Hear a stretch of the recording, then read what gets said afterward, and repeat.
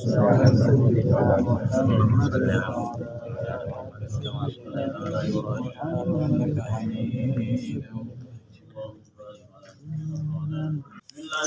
الرحيم اللهم إنا نحمدك ونستعينك على الدرس يا ناصر يا نسير وانصرنا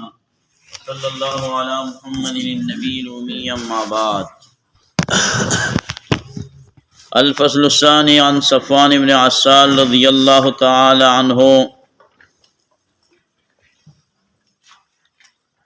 صفوان بن عسال رضی اللہ تعالیٰ عنہ د بنی مراد قبیلے صحابی دے. 200 غزوات کی دیو شرکت فرمائلے دے او لدیونا شل احادیث مبارکہ را نقل دی. قال فرمائی قال یہودی اویل یہودی لصواحبه خپل مرګری تا یو دو يهوديان روان نو دی یو يهودي دی بل مرګری تا وای اذهب بنا بوزا منگلرا الى هذا النبي دی نبی صلی الله علیه وسلم تا وای دی نبی خالق من ور ولکن ګور د يهود دون نفرت دا الله د نبی صلی الله علیه وسلم نا دا ورتوائی دا نبی ورتوائی موایا که اغاشتان دا واوری چی تا ورت نبی اویلی نو دوم نبا خوشحال شی چی سلور سترگی بیش. لکه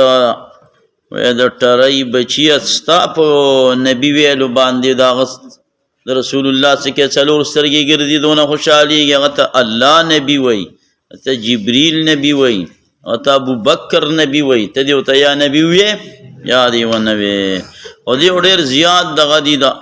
بغزین دی. فقال له نویری دا صاحبه مرگری دا لا تقل موایا نبی النبی دا نبی ورت موایا انہو بے شک محمد صلی اللہ علیہ وسلم لو سمعکا کشر تواورد تعنان لکان لہو اربع اعین بیا بد دیو دفارت سلور سترگی شی. سلور سترگی دا کنایہ دا من شدت الفرح سخت زیات خوشحالینا. علامہ سندھی سے پحاشید نسائی کی دویم جلی 71 کے دا لغا ترجمہ کرے دا چی دا کنایہ دا عن شدت الفرح دیر بخوشالش. فاتیان رال دادوانا رسول اللہ صلی اللہ علیہ وسلم تا فسألاہو دی دوانو تفوس اکو دا رسول اللہ مبارکنا عن آیات بینات چی سیب آیات بینات سدی. بینات ستوئی سورت طه کی امام رازی رحمت اللہ علیہ دی معنی کړی دا مرتبۃ الالفاظ ملخصۃ المعانی مبینۃ المقاصد. یہ تبینات ہوئی کہ الفاظ مرتب وی معنی خلاصہ نچون وی او مقصد پکی واضح بیان شوی ندی تویلے کی گی بینات مرتبۃ الالفاظ ملخصۃ المعانی مبینۃ المقاصد.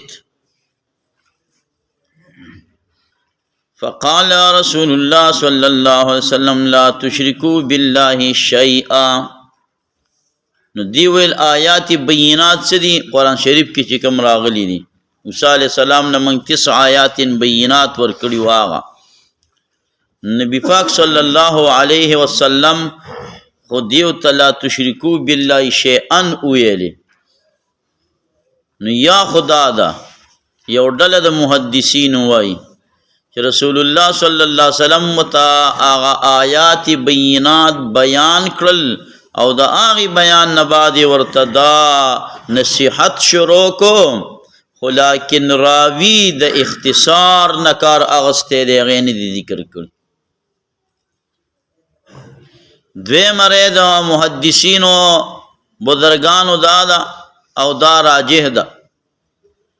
چې د دیو دا پوښتنه امتحانن وه د ځان د پوهې دپاره نه وه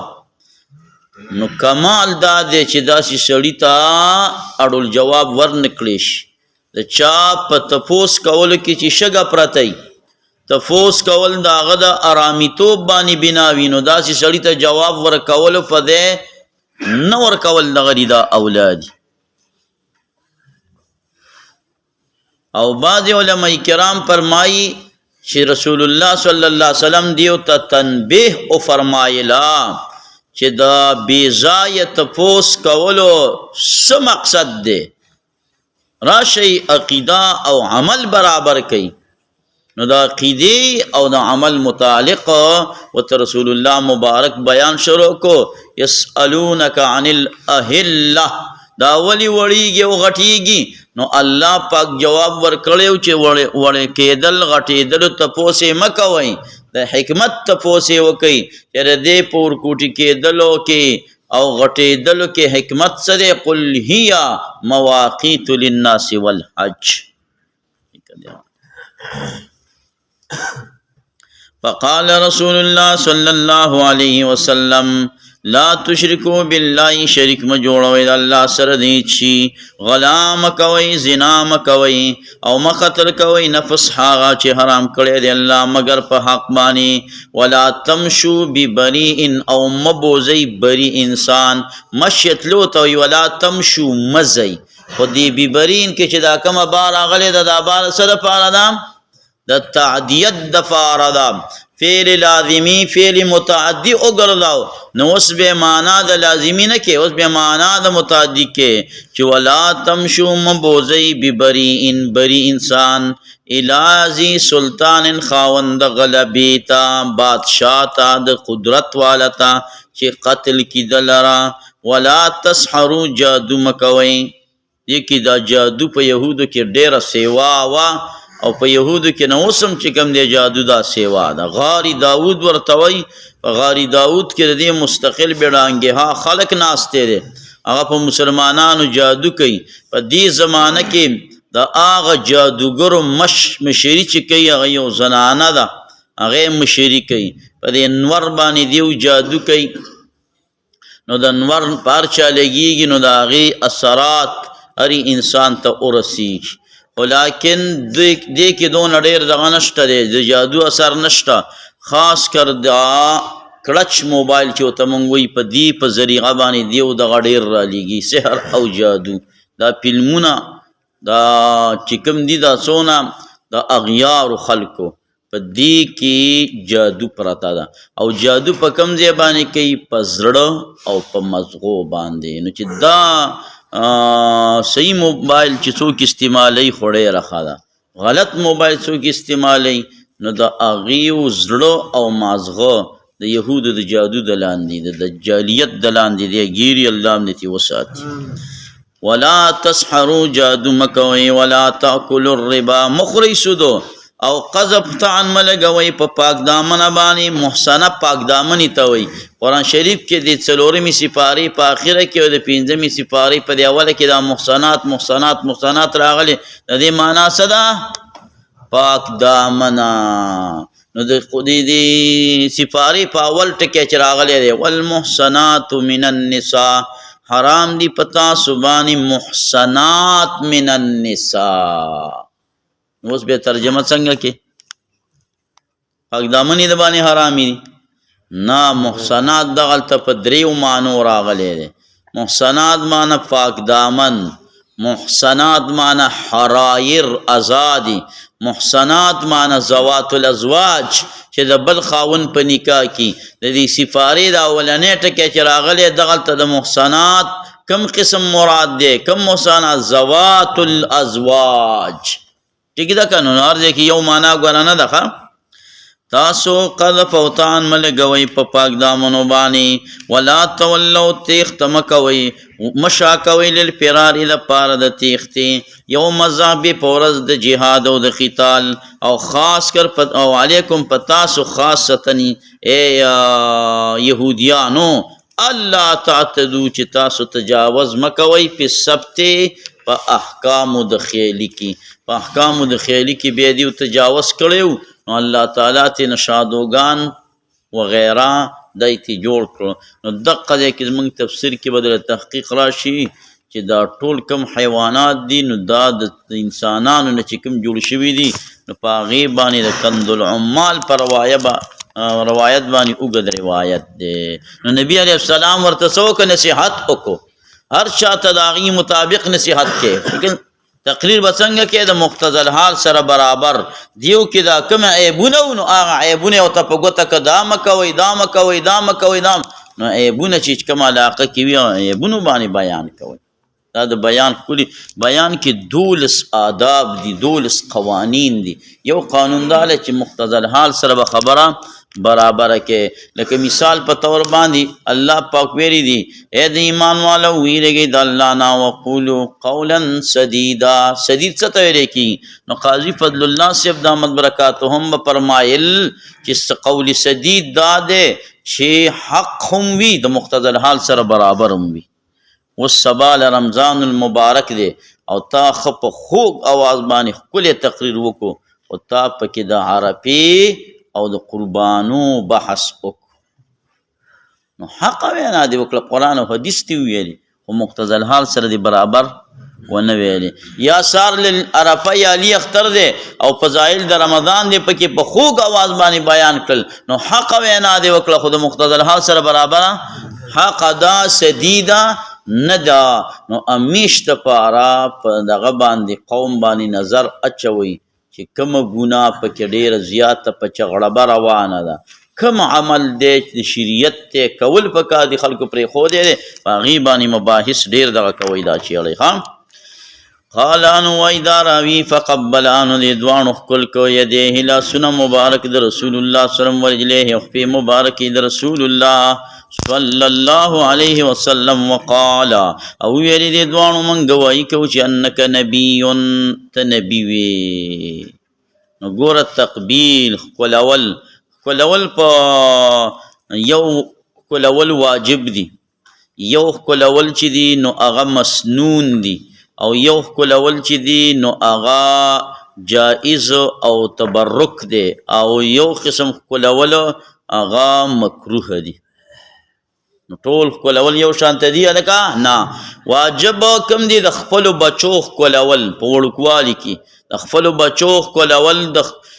د زوجین یو بل ښکلول دا واجب دي. ابو داود شریف کې په 2 جلد او 362 صفحه کې به پې درله حدیث دلیل راشي. کلی دی پیغمبر صلی الله علیه وسلم په دې باندې صحابي مبارک ته قار شوی و ستا د زړه نه ولې خدای رحم ایستلی چې ته بچي نه ښکلې. مسنون کم دی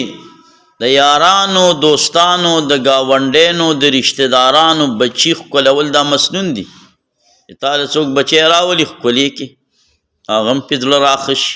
دا مسنون دی. پیغمبر صلی الله علیه وسلم به د دې ملګرو واله بچي دا به یې ښکلول. او بل چې دی صاحب علیه رحمته نو هغه ښکلول چې دی نو هغه مستحب دي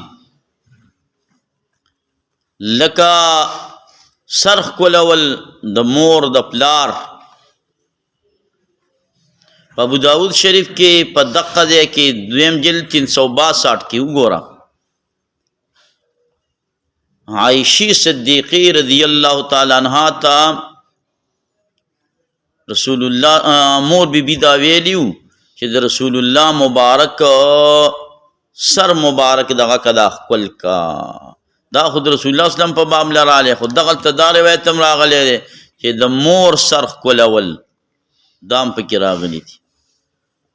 بلکې تقبیل الجسد عام بدن ښکلول دام راغلی دې په دې بل دغه څو ښکل کې په مشکات جلد نمبر 2 کې 40 صفحه کې به درته دغه شي دا راشي. او یو روایت کې دا راغلی دي وی چا چې د مور یا د پلار دای په تندي باندې ښکل کو وجبت له الجنه په جنت یې وګاټو جنت یې نو د مور او پلار ښکلول دام شته. دارنګې د برکت والا ښکلول، د عالمانو بزرګانو اولیاء الله نیکانو صالحینو لاسونه ښکلول، تندې ښکلول، خپې ښکلول.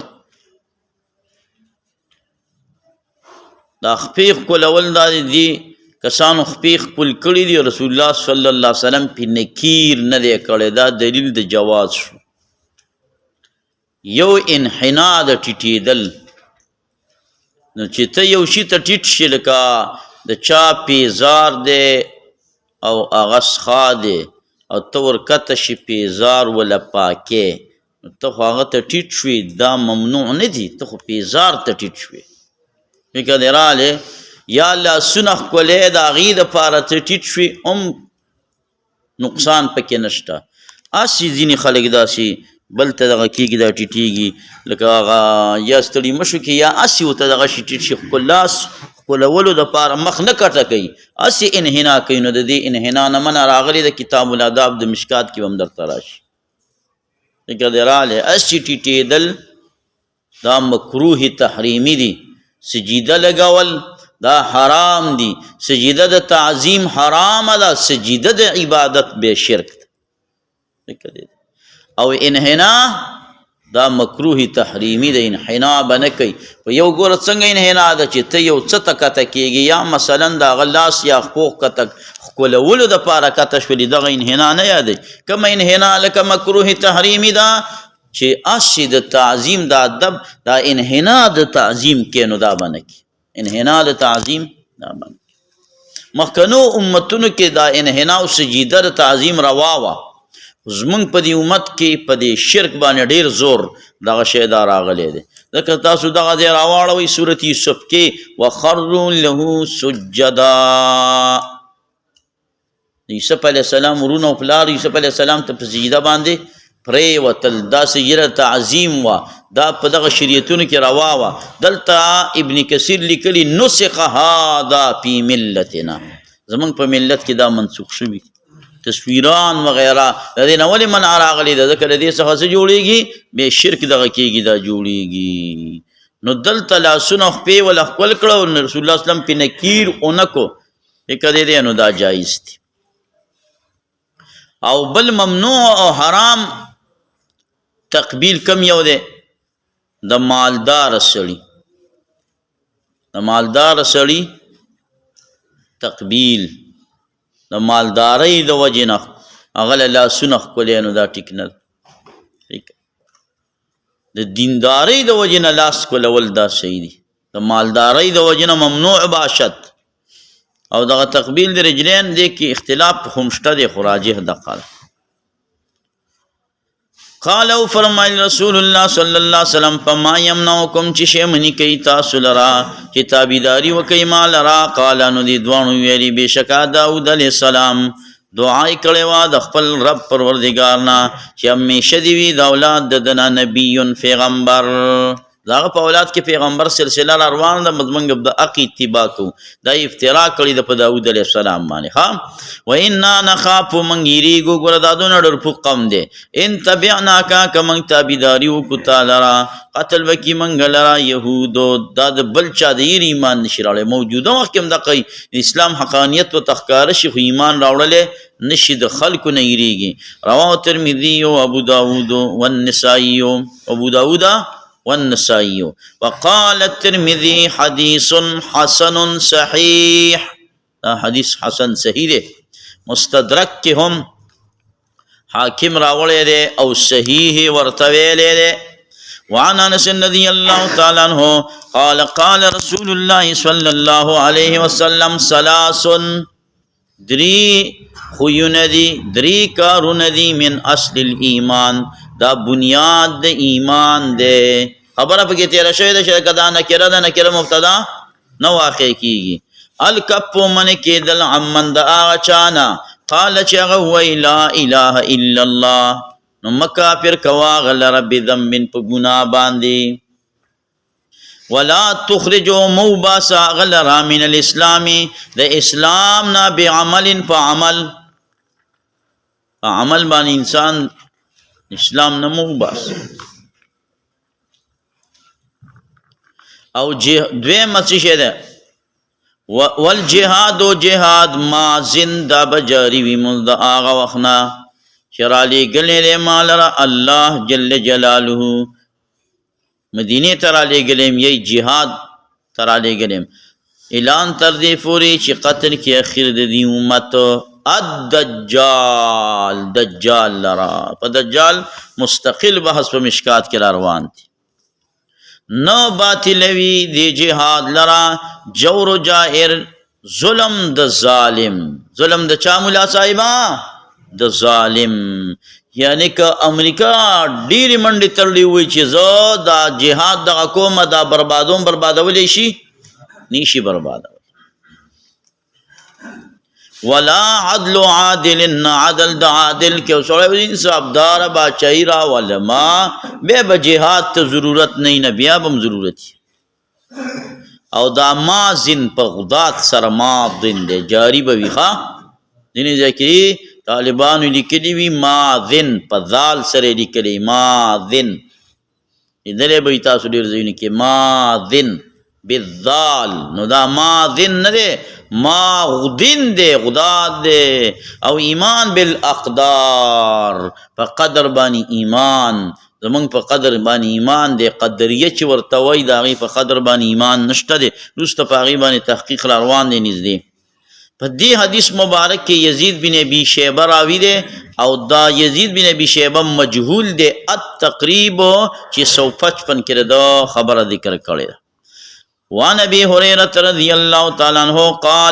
قال رسول الله صلى الله عليه وسلم اذا زنى العبد کله چې زنا وکي بندان اوزیره د ایمان نو اید پاسه د سر د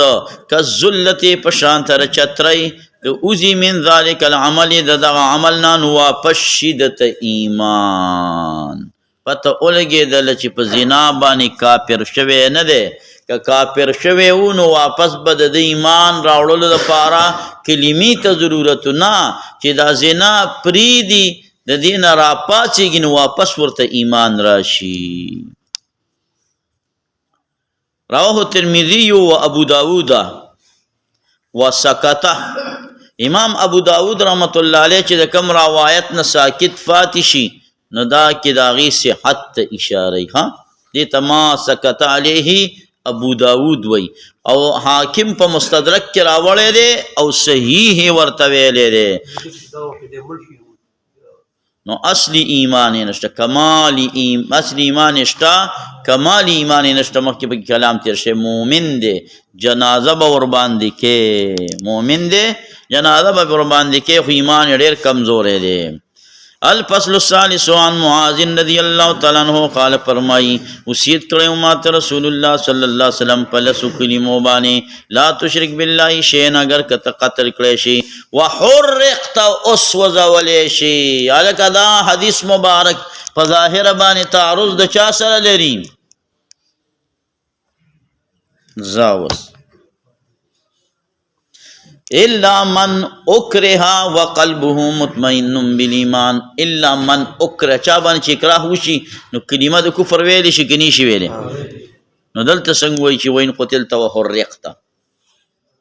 وین قتلت وین قتلت وحرقت کدی ته قتل کېږي او سوځېږي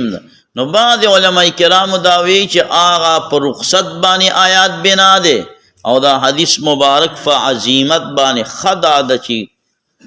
تو تکلک شي ولیکن راجح جواب دا دی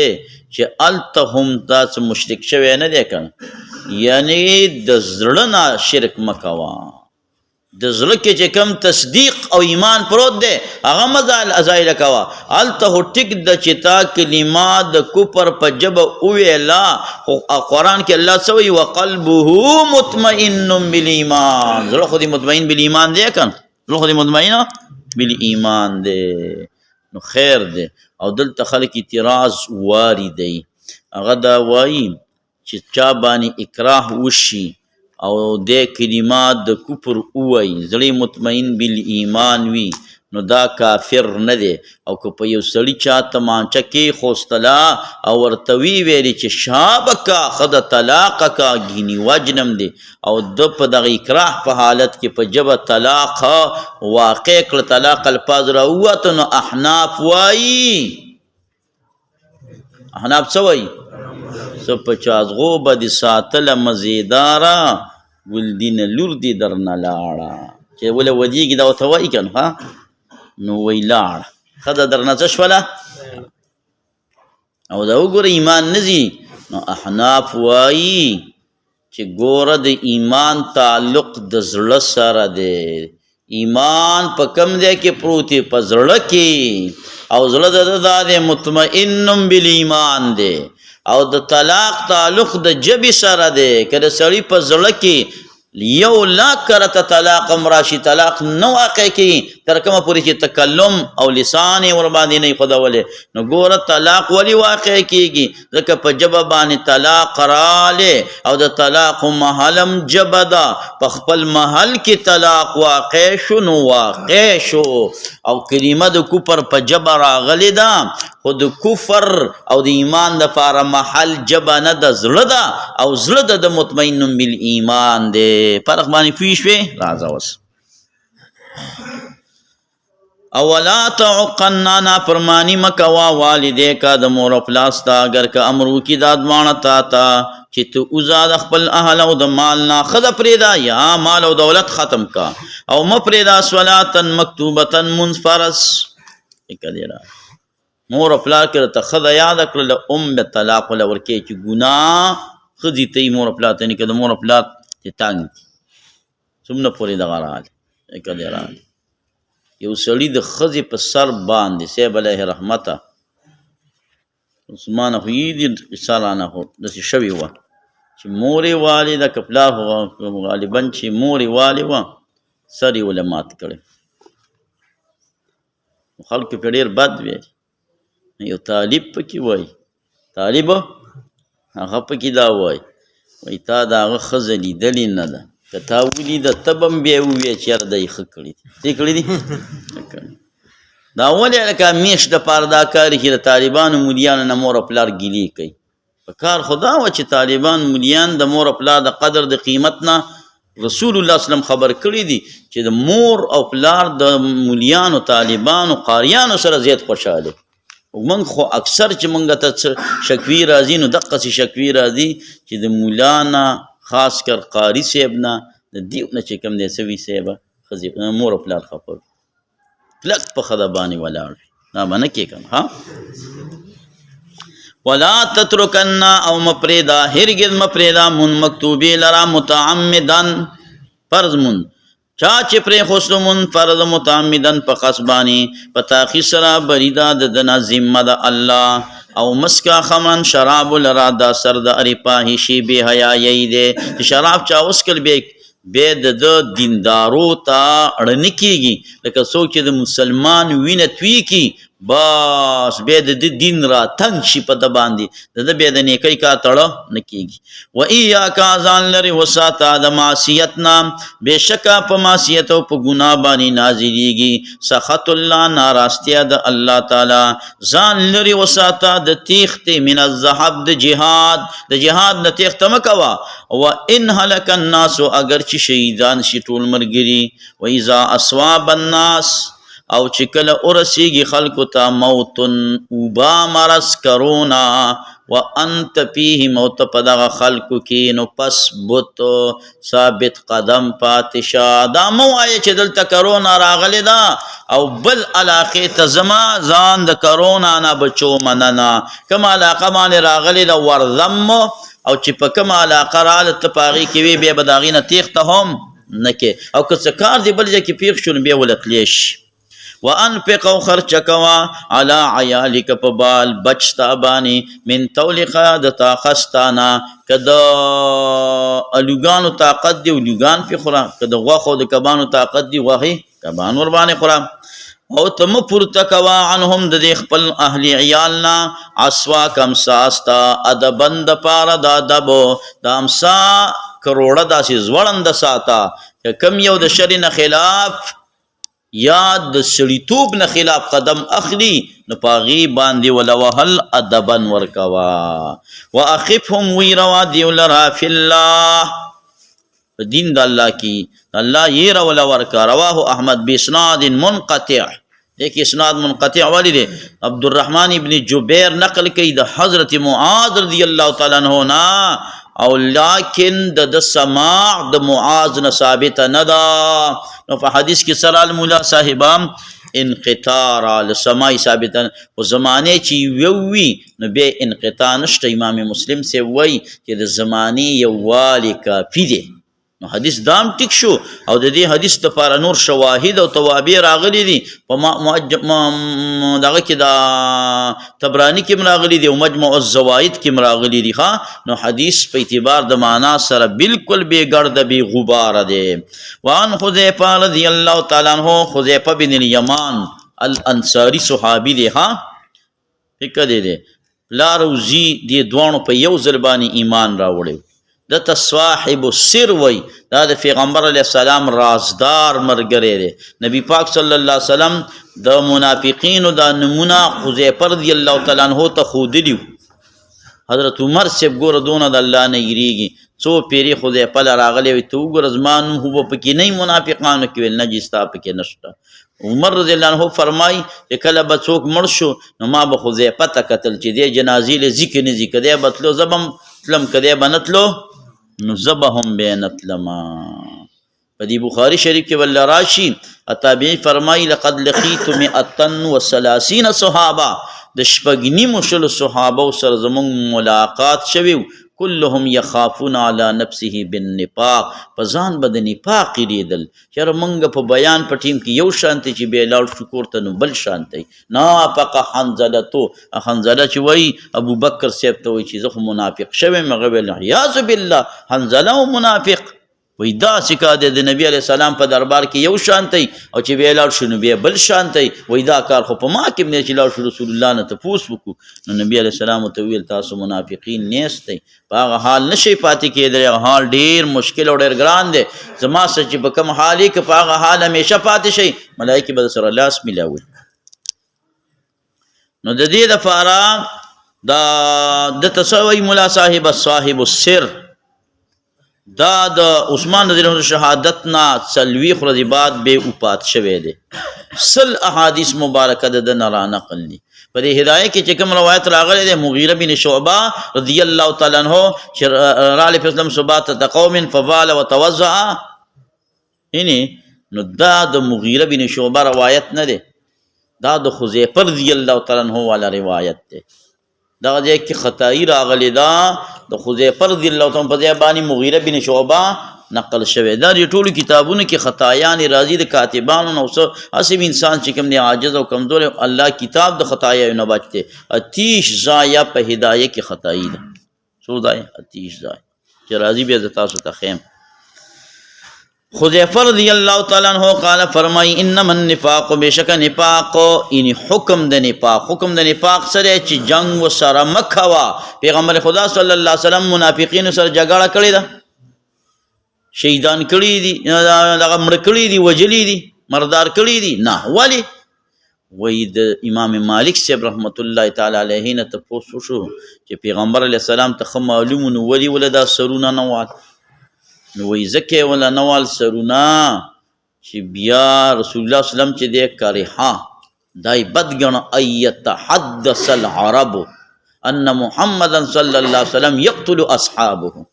چې پیغمبر علیه السلام ملکونه فتح کړل نو اوس په خپل مرګرو شروع وکړل اوس لګي خپل مرګري وجني چاته داسې پته لري چې دا څنګه په یو مجلس کې شپږ دیش کسان مسند احمد کې روایت ته پاسولي قم یا فلان شپږ دیش کسان رخصت کړل بیا رانش منافقین ولیکن وجلی نه دي ښا ولی بیا با خلکو کې دا خبره معروف او مشهور شي چې محمد صلی الله علیه وسلم خپل مرګري وجني نو د نوم د بدنامۍ نه به هم ځان ساتي دا په دغه حکمت باندې بینو نو ګوره دا په هغه زمانه کې حکم دی په هغه ډول چې نه به وجې اوس وایي دوه خبرې دي یا مسلمان یو یا به منافق څوک دی خو بس کافر دی اوس به وجنو اوس بیا څه کوو وجنو حکم منافق حقیقتا منافق بس هغه کافر دی او دا کوم چې عملی منافق وي دا علامات پکې اسې د نفاق موجود وي ټیک ده کنه د زیارت فرض معنی اتلس علامات د نفاق مې ته بیان کړل ما ول چې تفسیر کې مې 30 لیکلي دي دا خم بحث ته د ډېرو کتابو څخه منګه راجمع کړی د ځان سې زده کوي اتلس علامات مې ته ویلو نو اوس دغه ته صرف عملی منافق وای اعتقادي منافق ورته نه وای انما النفاق بشک حکم د نفاق کان او په زمانه د رسول الله صلی الله علیه وسلم کې فاما اليوم جنن دین یا کفر دی یا ایمان دی رواه البخاری باب فی الوسوسه باب په بیان د وسوسې کې وسوسه څه ته وای صوت الخفی پټ आवाज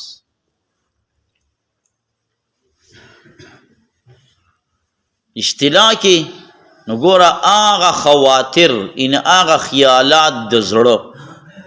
خواطر او خیالات چې په زړه کې راشي که مفزیو فضایلو ته الهام ورته وایي که مفزیو رضایلو ته نو وسوسه ورته وایي ستا په زړه کې یو خبره راځي د کار د پاره ته وګوره دا کار که په شرع برابر دی ښه کار دی د نیکۍ کار دی دا تا ته الهام کېږي او که چېرته دا د ګناه والا کار دی نو دا بیا تا ته وسوسه ده په وسوسه باندې سړی ګناهګار دی که نه دی ګناهګار نو په دې کې 5 مرتبې دي ښه روح المانی ذکر کړی دی د سورت بقرې په اخیر کې او تفسیر فیض الفرید کې استاد محترم غلام محمد صادق صاحب رحمه الله تعالی رحمتا واسعتا هم را نقل کړي دي هلتم په دغه سورت بقرې په دې اختتام کې وګوره محدثین هم را نقل کړي دي غدا دي مراتب القصد 5 حاجس ذکروا فخاطر فحديث النفس فاستمعا يليه هم فعظم كلها رفعت سوى الأخير ففيه الأخذ قد وقعا مراتب القصد 5 زړه کې د قص او د ارادې زړه کې راغلي خبرې 5 دي حاجس هاد هاروت حاجس تی ذکرو عالمانو ذکر کړي دي فخاطر بیا دې پس 2 نمبر خاطر دی په حدیث النفس 3 نمبر حدیث النفس دے پستمعا ترجمه کوا پستمعا سمانا دا پستمعا وگورتا سوکو تاسو دوانا کم دوانا ولی 2 قسم بانی دی کنی یو بنین سبق وی بل بنات نو دوانه پکی راوست ندا لب د اشباع دی پستمعا مانا وگور تکی دا یو کس مراد دی وی دا لب در تسنیه نده الف د تسنیه هر سرگیره لکه شاگل وی نا دا الف د اشباع دی کلمه پر آڑکا کڑی دا نور معنی دا واحد بکے یلیه همون بیدی پسی 4 نمبر نزدے دے هم فعظم آغی پسی بے عظم دے کلها رفعت طول پا گناہ کی اوچت شوی دی گناہ پا کے نشتا دے سیوال اخیری پا پیه الاخذ قد وقعا سیوا دا دی اخیر نچ عظم دے پا دی کی نیوکا چی دے دا اللہ رب العزت دا واقع شوی دا بے علیب دا اشباع دے پا پیه الاخذ قد وقعا خدا لگی ازده کئی چه دا ستا وی اهلی لغتو دلال شئی رجوع کئی نو گورا حاجس چاہتا وی ما لاح و ذهب بسرعت رنبے حاجسو ما لاح و خزرت خبر رالو بیتا لار اسی لگ کلپ بیتا لار نو دیکی خو گناہ نشتا اور پسی خاطر دے خاطر چاہتا وی ما لاح و مکسب برحتن رال دے زلکی لگا واو اخترا وقت خو بیتا لار اینه ولی سماحو ارادے پیدا نکل کار اسی لکی خیال را لے بیر تلاڑ لک ساتی تیر کو چی لک ساتم تیر نکی نبی حاجس تے او چی لک سات تیر کی نبیام خاطر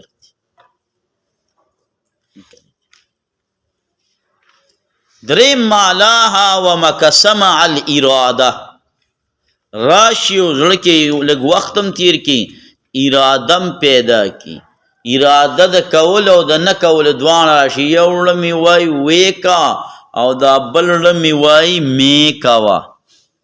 تقی ته څه ویلی کېږي ملا صاحبام دې ته حدیث النفس وای حدیث النفس د معنی یو راته وایي وکه دا بل راته وایي ما جعل الله لرجل من قلبین فی جوفی د یو سړي دوه زړونه کیدی شي په امریکا کې یو سړی پیدا شوی نو د هغه دوه زړونه نو یا یې دروغ ویلی یا رښتیا دوه زړونه نو د هغې نه حضرت تانوي رحم الله زبردست جوابات او تحقیقات کړي دي ما جعل الله لرجل من قلبین فی جوفه د دغه آیات د لاندې خو کوم تفسیر دی اشرف التفاسیر د حضرت تانوي څه دی داسې قسم شته چې داسې کسان پیدا شي دوه زړونه بیا به اوس څه کوي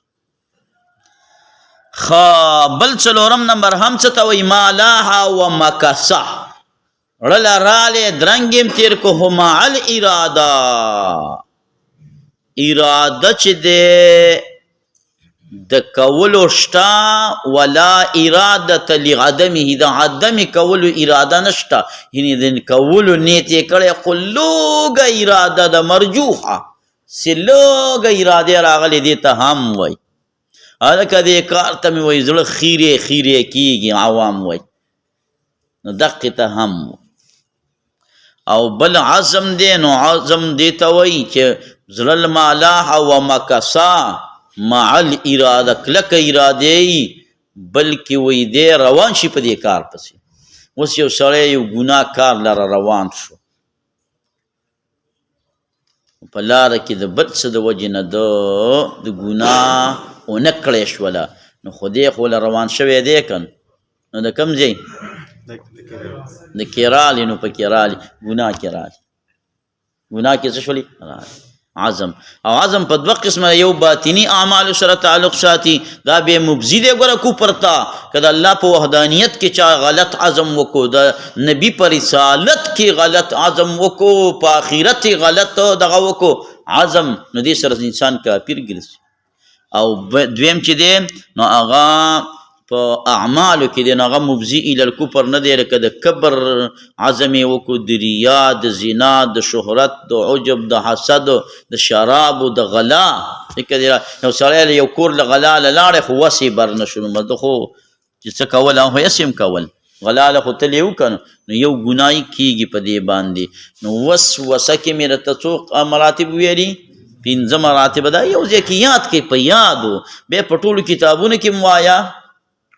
او په هر څه کې وایه دا چې تاسو ته په دې مشکات کې کوم دغه ویم دا نور کتابونو کې هم تاسو بیا ویلی شئ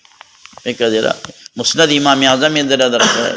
په درس کې افسار سنن یې رسره دا خبرې ټولې په هغې باندې وایه کتاب الطهارت نه چې شروع شي بیا هدایه کې وایه بیا چې د صاحب علیه رحمته کنز ویم د فقې منځ ویم په هغې کې وایه دا ټول کې بیا چلاونه مراتب القصد خمس حاجس ذکروا فخاطر فحديث النفس فاستمعا يليه هم فعزم كلها رفعت سوى الاخير ففيه الاخذ قد وقع او دا تعریفونه مسایات کنو معنا به نورهم خشتش وسوسه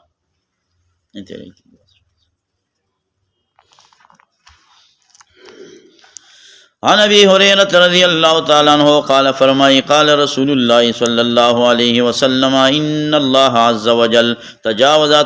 کړی د امت زمانه ما هغه چې وسوسه چولې په هغې باندې سینو ددو ما لم تعمل تر څو پورې چې عمل نه کړی به په هغې باندې او تتکلم یا ما لم تتکلم او تتکلم دا ما یعنی په هغې باندې تکلم نه کړی که فعلي وي دا یې کړی نه وي که قولي وي دا یې ویلی نه وي نو تر هغه وخته پورې فی الله جل جلاله نیوکه نه کوي وعنه رضی الله تعالی عنه قال جاء ناس رالی څه خلکو د ناس مې راته څلور معنیګانې کړې مه یې روه یو ځای کې یاد کړ ځای کې بیا وایه ترجمه کې هم وایه من اصحاب رسول الله صلی الله علیه وسلم الى النبي صلی الله علیه وسلم فسالو تپوس یې ترې وکړو انا نجدو موږ مند کو فی انفسنا په خپلو نفسونو کې ما هغه یتعظم احدنا چې لي ګڼي یو زموږ نه ان یتکلم به چې تکلم وکړي په هغې باندې د الله نبي صلی الله علیه وسلم موږ په دې زړونو کې داسې داسې خبرې راشي چې په خولې ویلې نه شو دونه ګندی په خولې ویلې دونه غټې خطرناکې خبرې په زړه کې خو راشي خو په خولې ویلې نه شو قال او فرمان نبی علیہ السلام او قد وجدتموه حصل لكم دا خبر تاسو د حاصلی شوی دی وقد وجدتموه دا تقدیر ولی راویستو لکه وو د انفصال حمزه د اتصال بینهما منافات حصل لكم وقد وجدتموه قالو دی ویل نعم او جی بالکل زمنګ په دې زړه کې د ویل ذاک صریح الایمان د ذاک اسم اشاره د پاره مشارون الی راو باسا نو مشارون الی ولا چی شه دی مولا صاحبام ذاک دا تعاظم چې تاسو کوئ چې دا بد غنئ او لوی غنئ چې په جبه په تکلم وکي دا دلیل دی د دې خبرې صریح دلیل دی چې ستاسو په زړونو کې کامل ایمان دی ولی که د کافرانو پړه کې دا خبره راشي څه پروايي کوي استه په خوله باندې وایي استه په خوله باندې وایي او تاسې په خوله نشئ ویلی خدا ایمان هم رامنې کوي که نو د ذاکه ما یتعاظم دق مشارون الی شولا او بعض علماء کرامی ترجمه کوي چې ذاک د دی وجدتموه چې ستاسو په دې اړه کې دا وسوسه راځي چې بے دونه سخت تر چې تکلم پې نه شي کولی دا صریح الایمان په کومه وجه باندې دی چې ستا په اړه کې ایمان نه وی نو ستا د زړه به شیطان دا وسوسه راوړی نه وی غل چې په کم ځای باندې ډاکه غورځوي نو داسې کور باندې ډاکه غورځوي چې هغې کې هېڅ نه هغه تر مخکې نه پته چا ورکړي لارې ته دې ګورم زما سترګې ستړي کېږي نه ما له د چا مخکې د راتلو زیری راوړی چا ول زیری وروړی دی غلانو لا چې د ده سره سونه پرته ده هله پته د څه پیسه پرته ده هله پتا باندې څه کوي ملا صاحب چاپه غورځوي غل هم پار ځای باندې چاپه په شړ کنډر باندې نه غورځوي فکر دې رالی که نو ګوره دا شیطان مثال د غل دی دا چې ستا دې زړه کې دا خبرې راغورځوي خو دلته خزانه لیدلې ده دا دلیل د دې خبرې شو چې ستا په زړه کې څه دی ملا صاحب وعنه رضی اللہ تعالی عنہ قال قال رسول اللہ صلی اللہ علیہ وسلم یاتی الشیطان راشی شیطان احدکم یو د تاسو ته فیقول نو دی ورته وی من خالق کذا اسمانو چا پیدا کړي الله زمکی چا پیدا کړي الله غرونه چا پیدا کړي الله من خلق کذا حتی تر دې پورې یقولا چې ورته وی من خلق ربک ستا رب چا پیدا کړی من خلق ربک نو په اذا بلغه کله چې دا کوتک شیطان دقې خبرې ته ورسیږي دغه ځای پورې خو خیر دی صحیح خبرې دغه ځای ته ورسي فلیستعذ بالله دا بنده دی پناه ونیسي په الله پورې په الله پورې چې څوک پناه ونیسي نو الله پناه ورکوي ولینتهي او د دې خبرې نه دې رامنه شي بل وخت کې راځي د دې ځای نه دې پاسي بل خوا دې لاړ شي ځای دې بدل کړي دا کم فکر چې شروع کړی دا فکر دی شروع کی دا مجلس دا دی بدل کی او غټ عظیم زناور او دلته به چې کوم دی عظیم زناور ته دا وویه چې یا لکه تا خو قیاس د چا وکړو د قدیم دی وکړو په حادث باندې اول دی راته ویلي اسمانونه چا پیدا کړي الله ځمکې چا پیدا کړي الله غرونه چا پیدا کړي الله دریابونه چا پیدا کړي الله هواګانې چا پیدا کړي الله انور چا پیدا کړی الله نو بیا وی چې دا الله چا پیدا کړي دا خو تا ما ته حادث یادول اکدم په دې حوادثو باندې دی قدیم الله رب العزت دا دی ور قیاس کو نو قیاس ته قدیم په حادث باندې دا خو باطل دی قیاس تی غلط وکو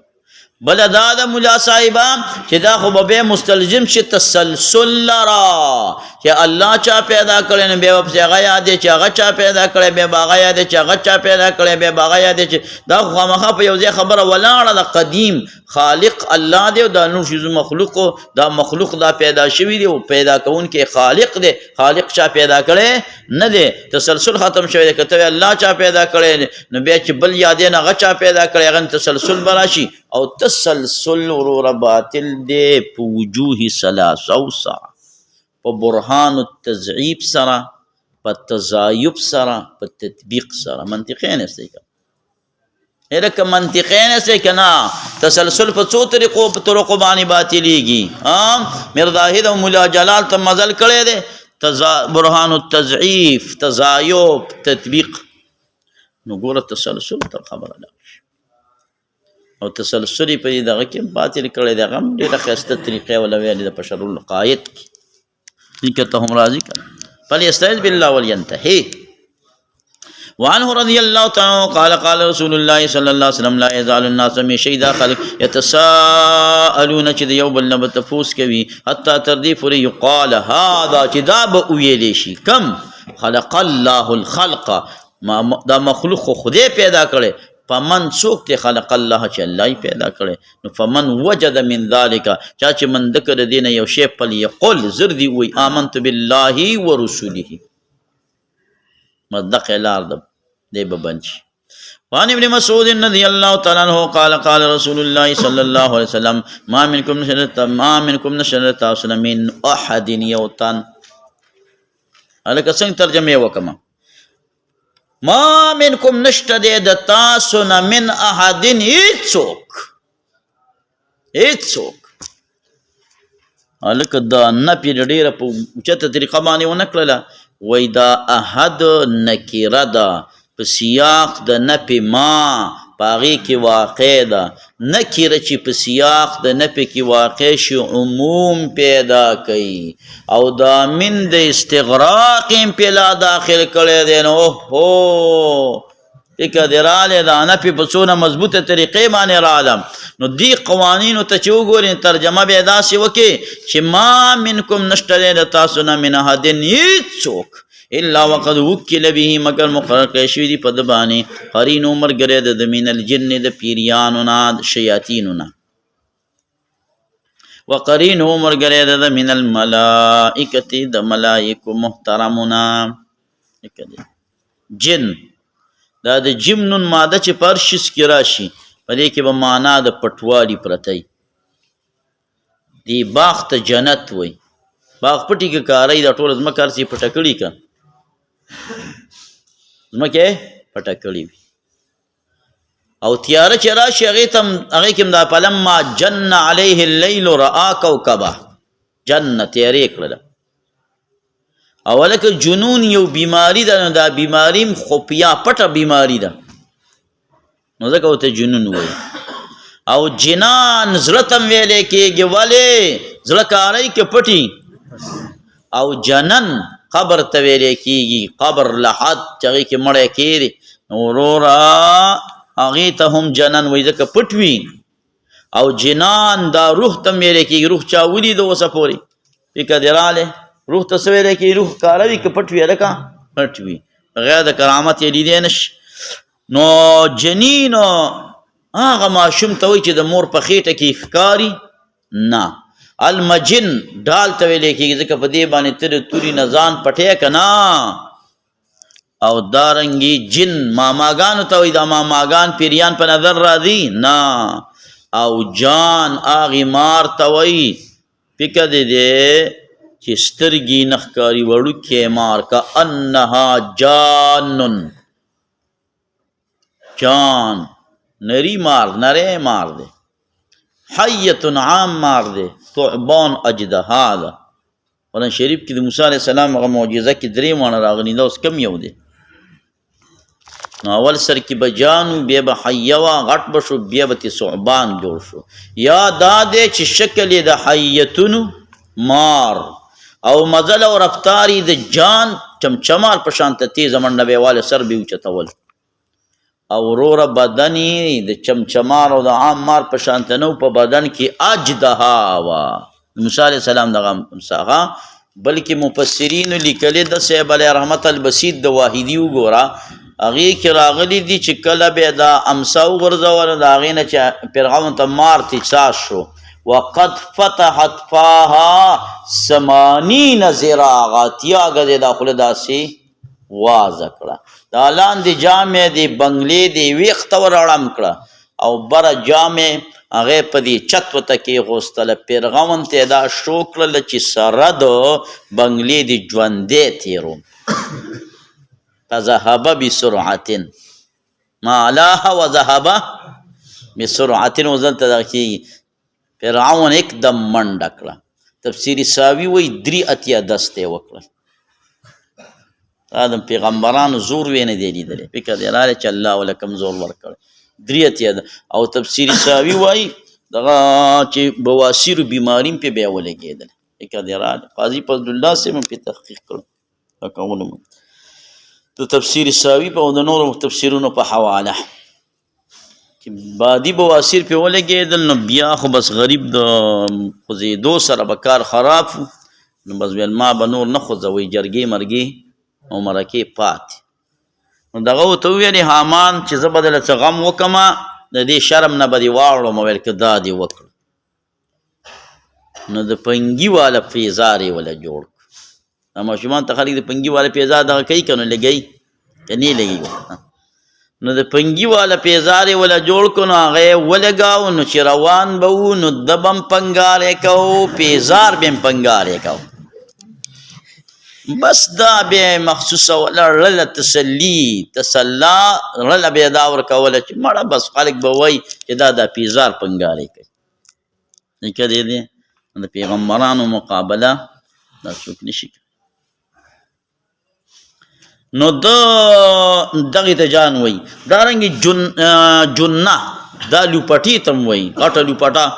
ښځه یې څه کړي ملا صاحب پټه کړې وي که نه سر یې ولې دغه کړی دا پټ کړی. دا تحقیق چا کړی دی؟ دا المحکم والمحیط العظم د دې علم لغت چې کوم دغه دی دا کتاب دی بهترین 2 جلد 220 صفحه کې راغلی. المحکم والمحیط. المحکم بس په المحکم باندې یاد دی. ټول نوم ډېر دی المحکم والمحیط العظم. که دی راغلی المحکم نو هغې کې په 2 جلد 220 صفحه باندې د دې جیم نون مادې باندې رڼا غورځولې ده. او صاحب دې شیاطینو ډېر اقسام دي ګوره ها ډېر اقسام دي. یو ته لاقص وایي یو د شیطان هغه ته ولهان وایي. دا صرف د چارندام والو باندې مقرر شوی دی. په دې کې خلک په شک کې غورځوي هغې ته ولهان وایي ها. او یو مره دی مره هغه شیطان دی خلک په دروغو قسمونو باندې راپاروي. او یو زلنبور دی. نو زلنبور هغه دی چې په دې بازارونو کې ګرځي په خلکو باندې اخیستلو خرڅولو کې دروغ وایي. او یو اغور دی کاڼی دی په یو سترګه باندې د زنا وسوسې خلکو ته اچوي. او یو داسم دی. داسم هغه دی چې د مخکې نه انسان سره ورسره چې دی دې کور ته نږدې شي که دا خبرې ورته په زړه کې اچوي رچوي په غیر د بسم الله نه دې کور ته ننوځي. د کوم ځای نه ورته دی روان دی د دې دپاره چې دا سړی دې کور ته ننوتو کې رانه بسم الله ونه وایي. او بل مترودوس دی. مترودوس هغه شیطان دی چې په عامو دروغو باندې خلک رړی مترودوس. او یو بیتر دی. بیتر شیطان دی د مصیبت په ټیم باندې زنانه په چغه کوي خلک جوړوي. او یو چې دی صاحب علیه رحمت خنزب دی. خنزب دی حدیث کې وروسته را روان دی ها. دا زړور معنی ده. دا هغه دی چې کله انسان د مانده ته ودرېږي نو په ده مسلط شي 4 شیاطینه په ده مسلط شي. ښي طرف ته ګس طرف ته او شاته ولاندې مخې ته نشي راتلی. فإنما الله هلته به خپله تشریح به خیرمن کړو. نو خنزب بانا دا نو دا ګوره شیاطین چې کوم دی دغه دا مقرر دی په دې زړه باندې دغه دا مقرر دی. دغې ته وسواس وایي. دغه شیطان وسواس زړه ته وسوسې دغه کوي. دا چې حافظ عبدالغفور صاحب د احمد برکاتوم د لاهوري صاحب خلیفه مجاز چې دی مردان طرفونو ته که ورغلي است هغه اکثر دا تپوس کوي وایي شیطان دې په زړه کې راوړو که په اوږه دې راوړو. بیا پسې تشریح م وکړي وایي که ذکر دې نه کوه خو په زړه کې شیطان پروت وسواس راځي ځان سره یې راوړو. او که ذکر دې کاوه نو بس هغه هم چې دونه لرې بیا نه تښتي خو د دې زړه نه واپس شي دې وږې ته لاړ شي یا چېرته سکوټر په کوم ټیر پسې ځان څه کړی وي خلولې. نو دا وسواس خناس دی. خناسو ته ځکه ویلی کېږي خناس چې اذا ذکر الله دا بنده چې خدای یادی خانسه دی واپس کی بیا زړه کې ټینګېدلی نشي. نو ما منکم نشته تاسو نه من احدین څوک الا وقد اکل به مگر مخرق کړی شی په د باندې مرګری د ده من الجن او مرګری د ده د ملایکو نه قالو دی ویل و ایاک یا رسول الله صلی الله علیه وسلم او تاسو د الله نبی قال و ایا او ما لرم مقرر دی ولکن الله اعاننی لیکن الله تعالی مدد کړی دی زما سره علیه په مقابله د ده باندې فاسلموا ذات سالمی ما امر نه کوي ماته الا بخیر مگر په خیر. نو په دې قرات کې د دې دوه ترجمې دي. یو دا چې زما والا شیطان نه خدای پاک مالا امن را کړی هغه ماته خو خبر وینا کوي غلطو نه کوي. او دویمه دا چې عمل نه کوي ماته مگر په خیر باندې چې دا ماته کم مخیات کی نظیر آغا بل مخراوالما لکه دی وی جمعات تا وقتی مدد وقتی نارش دی وی ذکر مکو نو ذکر کو دی چې ماته سوی زی آغا بل طرف را لما نو ماته امر نه کوي مگر د خیر زه د دغه وینام خیر لرزان د پاره بوزما هغې کې زما خیر دی هغې کې هم زما عقل وی د قمقل نه ازده کېږي عقل د قمقل نه ازده کېږي. او بله توجیه کې دا په اسلمه دی اسلمو نه دی په اسلمه قرائت دی هغې اسلام قبول کړی دی. البدایه والنهایه کې حافظ ابن کثیر وی دو شیاطینو ایمان راوړی دی. یو د رسول الله صلی الله علیه وسلم والا شیطان پیغمبر علیه السلام نه رالی ته وی ما پیژنې وی نه وی زه هغه امام چې حابیل مې په قابل باندې مړ کړو او ستا زما ډیوټي راغلی ده خو زه ایمان راوړم اسلام قبلوم. او یو چې دی د نوح علیه السلام والا شیطان البدایه والنهایه وی هغه اسلام ایمان قبول کړی ها. بهر حال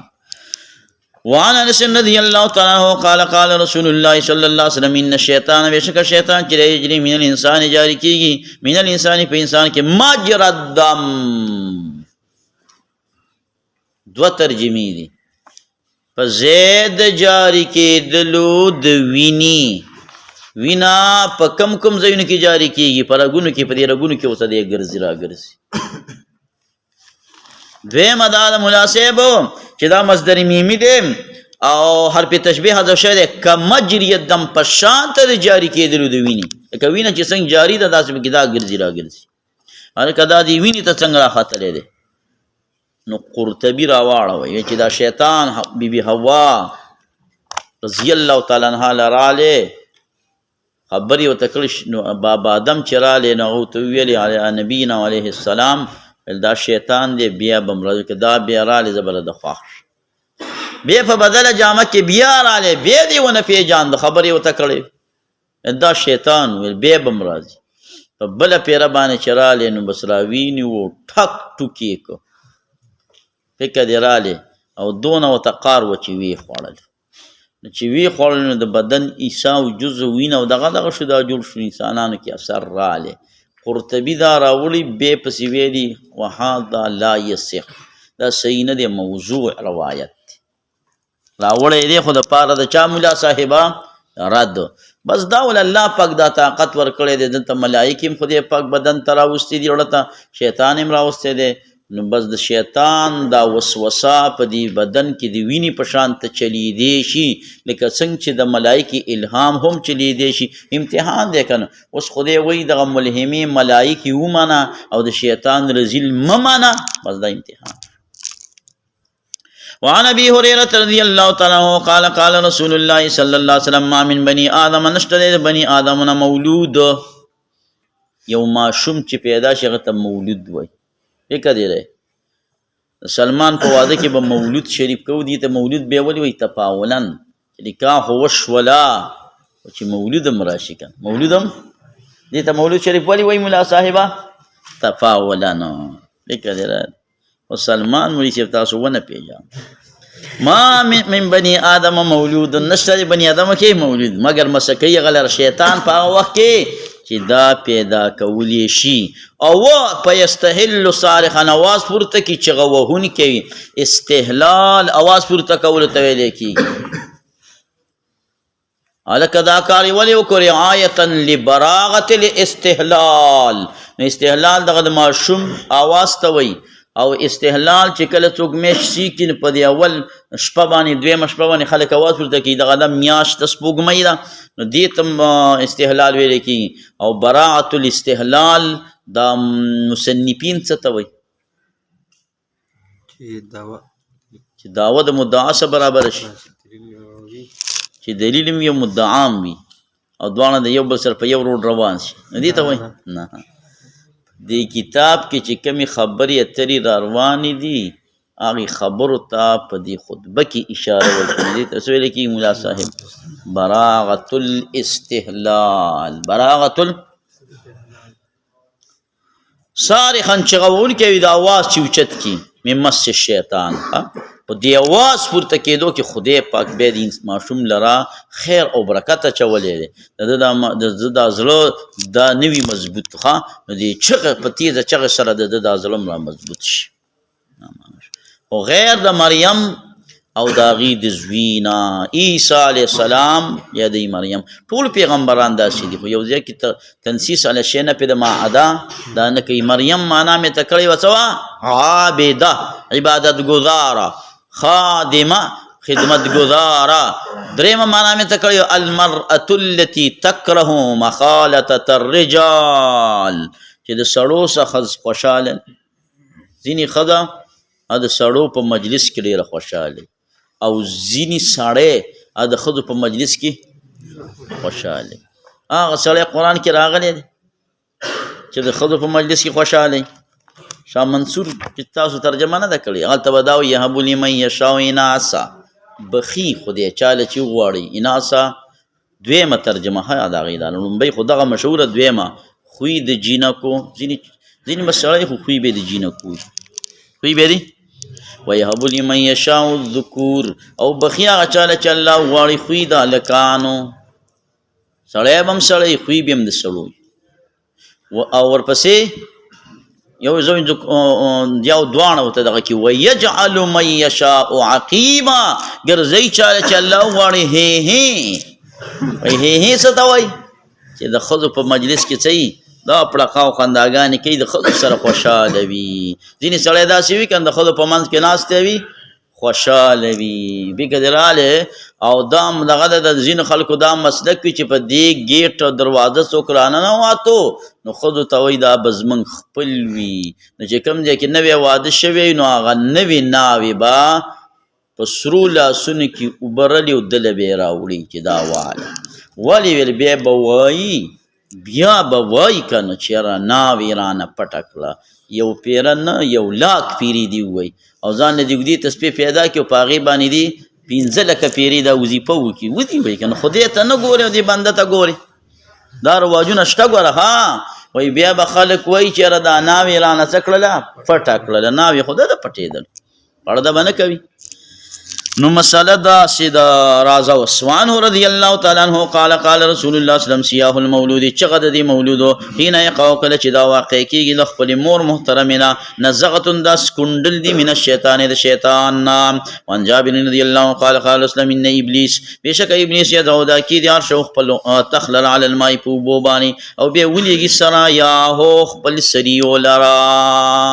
د پیغمبر صلی الله علیه وسلم سریه هغه ده چې نبی علیه السلام په کومه غزوه کې لاړ نشي او صحابه کرام ولېږي هغې ته سریه وایي او د پیغمبر علیه السلام نه تلل په دې نه بنا چې جهاد کم ګڼي او نه دام باندې بنا وي چې یاره ګینې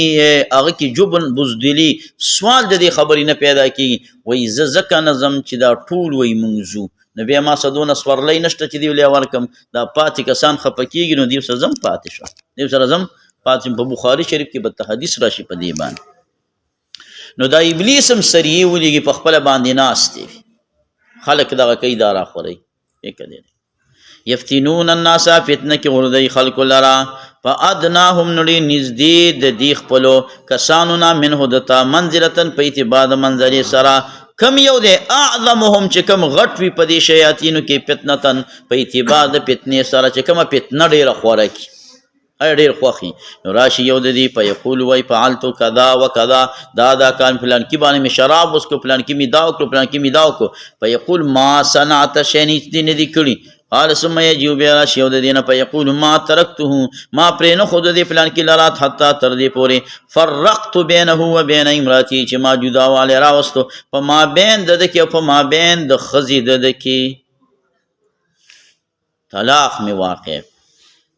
فکر قال فیدنیه دا سړی ځان ته دا شیطان ځان ته رانږدې کي فیدنیه منه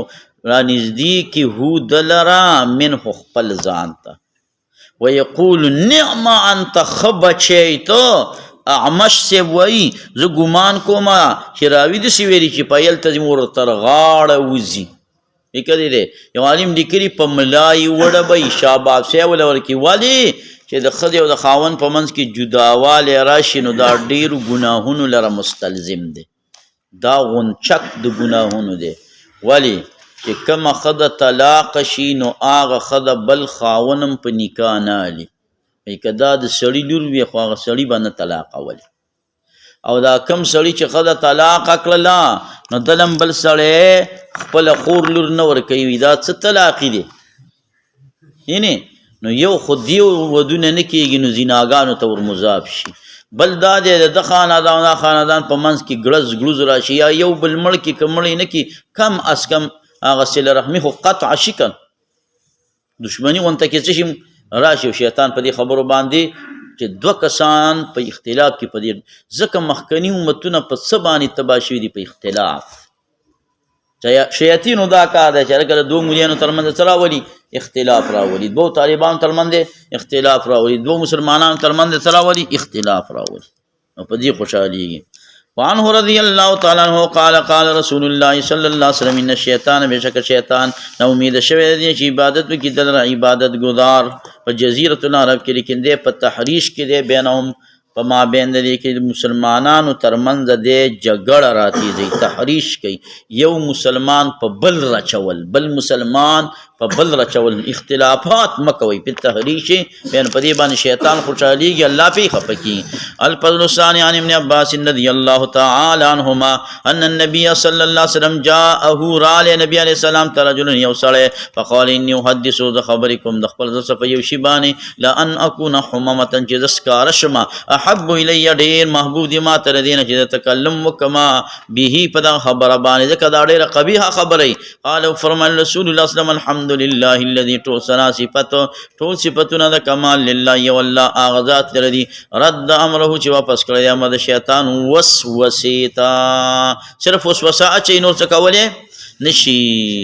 دا حدیث ابو داود شریف راوړی دی ټیک ده که نه او دا ضعیف ابو داود صحیح ابو داود په صحیح ابو داود کې دا 4264 نمبر روایت صحیح دی وصححه ابن حبان ابن حبان هم دې ته صحیح ویلی دی وعن ابن مسعود رضی الله تعالی عنہ قال رسول الله صلی الله علیه وسلم ان للشیطان لما بشک د شیطان د پاره سکونډل دی په ابن آدم باندې وللملک د ملک د پاره لما سکونډل او تصرف دی په امر چې لما د شیطان دا په اعاد بالشر نو دا وعده کول دی په شر باندې او تکذیب بالحق او تکذیب دروغجن کول دی حق لرا هر چې لما د ملائکه دنو دا په اعاد بالخير او تصدیق دی په حق باندې فمن وجدا چا چې مند ک ذالک دا کار په عالم پیریشي انه من الله چې دا د جانب د الله نه دی محمد الله دی بیان کی ومن وجد الاخرى چا چې مند ک بل لرا فليتعوذ فنادي ونسی بالله فالله پوری د شیطان رټلی شي وینا ثم قرا شیطان یعدکم الفقر وعدک د تاسو سره د فقیرۍ یعدکم الفقر یری تاسو لره د فقیرینا د دې فعل مثال د اوخ دی د چا د اوخ دی او د دې مصدر مثال د هغې د زمام د واګو او د پړي دی د جیلاب څاروي کې د جیلاب اچولی دی نو که داسې روانې داسې ځي او که داسې روانې نو داسې ځي نو مصدر سره دا فعل معنا بدلی که د یعیدو مصدر وعدن شي نو وعده کوي ستاسو سره د فقیرۍ او که د دې مصدر وعید شي لکه دا راجح دی نو بیا د یعدکم معنا د ایرهی تاسو لره د فقیر که فقیر بشي پیسه مه لګوه دا بشي سبق مه وایه کار کوه دا بشي بچو ته هم خلک وایي سبقونه څه وکړه مه وایه کاروبار کو بیا بس کې د بچو فکر د اوس نه د خلکو سره یې که نه یعدکم الفقر ویأمرکم امر کوي تاسو ته بالفحشاء په بې حیایۍ باندې بخل رس ګناهونه راو ترمذي وقال هذا حدیث غریب هلکه دا حدیث ولې غریب دی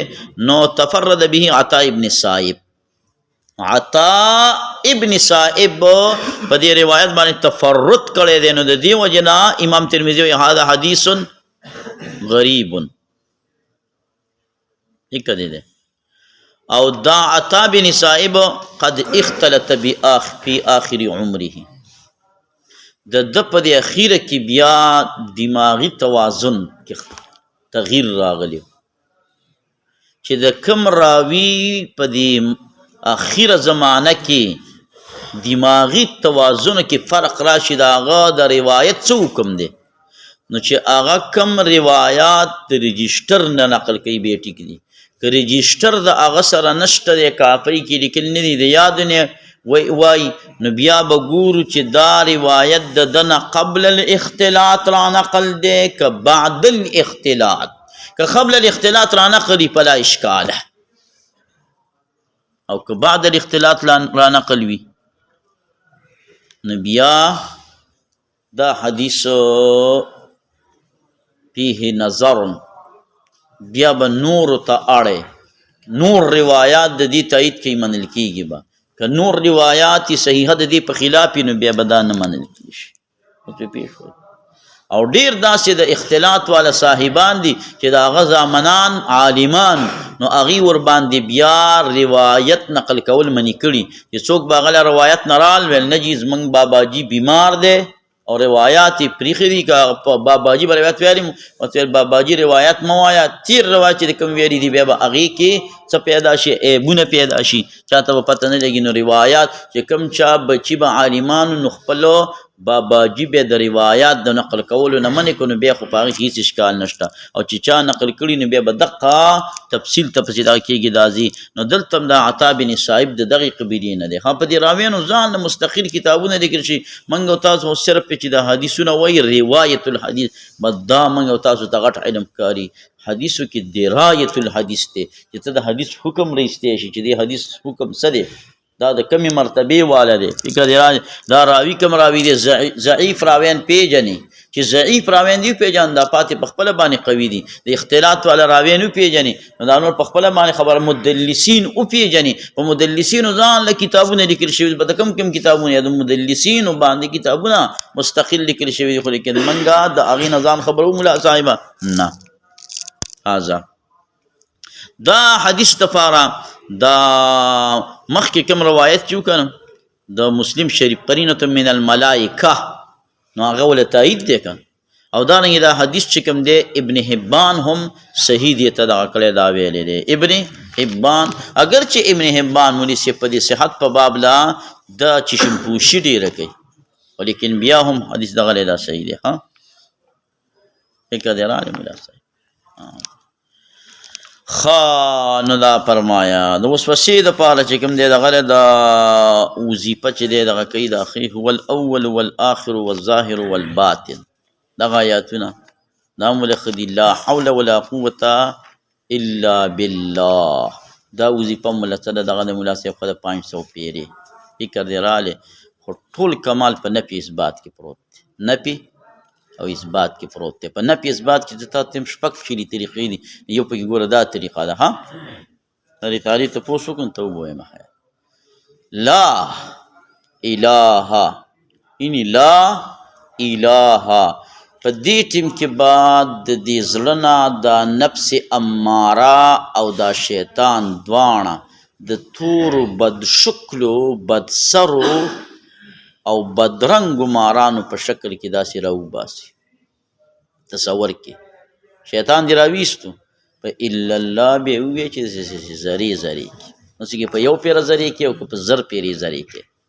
نه کړی راځي تا خو یې خپلې وسوسې واچولې ما ته م بیا غوږ لږ کېږده رانه خلاصېږي به په کوم ځای بس دې سره دا شیطان دونه مغلوب کېږي او دا نفس ورسره دونه کنټرول کېږي چې بس دا ډېر شارټ کار ما ورته ورته وویل چې سلفو بس په نفي اثبات کې ډېر عظیم کار کړی دی ښه په نفي او اثبات کې سلفو صالحینو ډېر لوی کار کړی دی اوس موجوده بزرګان اولیاء کرام په دې کې نفي اثبات کې نو د لا اله سره به دا تصور کې چې د خپل زړه نه به دا دواړه روباسي که یو روباسي که دواړه په یو ځل روباسي کله یو کله بل هر څنګه دا کې په تصور کې به دا روباسي په بد درنګ شکل کې او لورکې به څه ګړس په الا الله باندې الا الله په توره باندې دی وو بس صاحب علیه رحمته دې په خپله باندې به څه شي وسوسونه به دغه شي قلار شي ختم به شي دا خلوت کېږي کوم څه کم داسې عام هر ټیم یې کوی شي سړی په لار روان یم داسې هر ټیم کوی شي دوام هر ټیم کوه زه چې تاسو ته سبقونه ویم په هر سبق کې تقریبا بیل بیل زه تاسو له درې دوا نه مې تاسو له درې دواګانې غوښتې دي تاسو اورېدلي په دې اړه کې خدای څخه خبرې کوه چې سبق ته کېناستې د کېناستو سره دا وایه چې هلکه فیوزات او برکات چالو شو او ذکر چې کوم دی د تیپۍ قلب چالان که ته بیا خپل سبق وایه او د تیپۍ قلب به دي خپل کار بس موږ دغه وس دی مقصد دا دی د خدای نوم په یادولو کې نور کارونه چا دي ملا صاحب الله پاک خپل وس دس کوه بس کار برابر دی ها